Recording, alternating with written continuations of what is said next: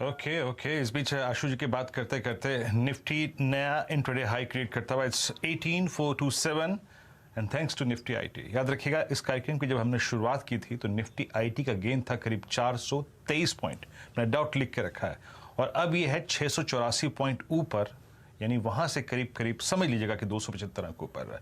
अच्छा आशु जी, आपका यूपीएल बहुत, अगर आप देखें, अच्छा टेक्निकल पैटर्न यहाँ पे है, कौन कोर की बात हो गई यहाँ पर और डेल्टा की।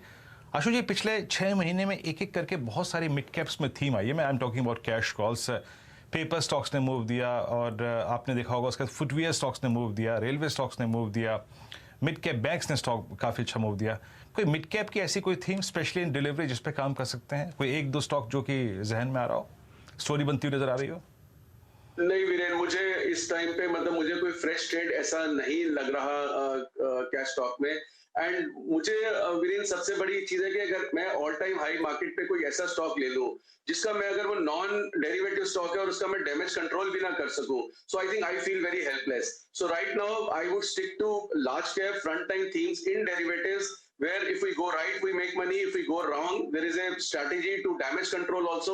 देखो मेरा ट्रेड गलत जरूर जाएगा, ये तो पक्की बात है। मतलब this is the reality, biggest reality in life कि ट्रेड मार्केट में आप करोगे गलत जरूर जाएगा, लेकिन डेरिवेटिव मार्केट हमारे को आपको एक अपॉर्चुनिटी देती है कि उस ट्रेड को डैमेज कंट्रोल कैसे कर सकते हैं। So I said as a discipline, जब लार्ज क्लाइंट पॉपुलेशन को देखो वीरेन, अगर मुझे प्रॉप ट्रेडर बनना है या प्रॉप ट्रेडर की तरह बात करनी है या एक सेलेक्ट की तरह बात करनी है तो डिफरेंट है, but when we have to cater to large clients and the trade should be such which are highly liquid और हम उसको डैमेज कंट्रोल भी कर सके। So I think right now at these levels I would refrain from getting into any mid cap ideas other than banks। But banks में मैंने बात की, मुझे लगता है कि banks have done their bit, और ये आज की अभी जो मूवमेंट है वीरेन में, I was right now talking कि ये तो जो शॉर्ट है उसको फंसाने के लिए है कि अगर वो 18,300 और 350 और 400 की कॉल्स राइट हुई थी तो उसको फंसना ही है। So this is a one day trade. अब still I am positive on index, but stocks में मुझे अभी भी बहुत मजा नहीं आ रहा, क्योंकि वो स्टॉक्स इंडेक्स को तो मैनेज कर लेंगे, सेक्टोरल रोटेशन होगी, आईटी चल जाएगा,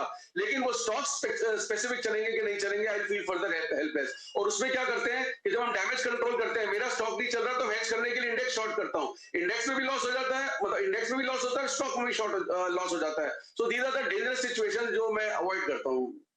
एक स्टॉक जिसने इस महीने अच्छे रिटर्न्स दिए हैं आशु आफ्टरनून, वो है अपोलो हॉस्पिटल्स। 4800 के ऊपर आज ट्रेड करता हुआ, और मैं नवंबर का महीना देख रही थी, तकरीबन इस सीरीज में 9% का इजाफा देखने को मिला है।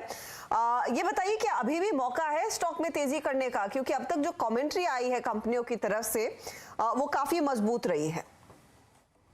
अच्छा, एक लेवल के बाद नॉर्मली एज ए डिसिप्लिन और जो हाई प्राइस स्टॉक होता है मैं उसको छोड़ देता हूं। उसका कारण यह है कि अगर एज ए ट्रेडर मुझे या हमारे क्लाइंट्स को पार्टिसिपेट करना है, पैसे बनाने उतने ही, और जो शॉर्ट टर्म ट्रेड है उन्होंने अपना जो 10, 20, 25, 50 लेना है वही लेना है, लेकिन जब वो रिवर्स होता है ना तो बहुत बड़ी उसमें गिरावट आ जाती है। सो हमने पास में बात की कि बहुत सारे स्टॉक्स के साथ ऐसा हुआ है। So I think at these level I would refrain from buying fresh. I will wait for some meaningful dip, क्योंकि when the stock is buzzing and absolute pricing is so high, it is very difficult for retail to manage the trade. So मुझे नहीं लगता कि Apollo hospital में fresh buying इस लेवल पे करूंगा, मतलब I would not be comfortable. चलिए आशु जी, शुक्रिया आपका ये पूरे सारे स्टॉक्स पर स्ट्रैटेजी रखने के लिए, और बात करेंगे आपसे अब अगले हफ्ते।